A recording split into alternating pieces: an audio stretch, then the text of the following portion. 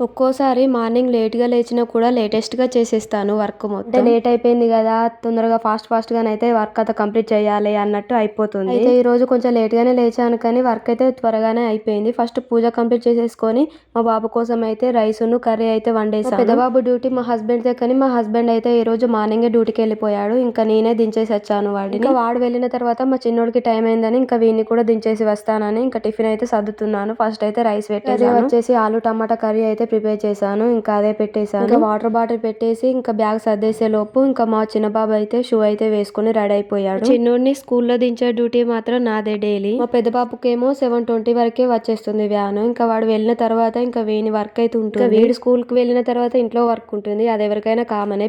పిల్లలు వెళ్ళిపోయిన తర్వాత ఇంట్లో వర్క్ చాలా ఉండిపోతుంది కదా. నేను వీడియో తీస్తున్నాను కదా అని బ్యాగ్ వేసుకుని అయితే వెళ్తుండు. కానీ మెట్ల దగ్గర ఆగిపోతాడు. వెళ్ళి స్కూల్ దగ్గర డ్రాప్ చేసి వస్తాను. దానికి నా మార్నింగ్ పిల్లలు స్కూల్కి వెళ్ళే వరకు అయితే ఇలా గడిచిపోయింది. వీడియో నచ్చితే ఒక లైక్ ఇచ్చి సబ్స్క్రైబ్ చేసుకోవచ్చు కదా. Bye bye.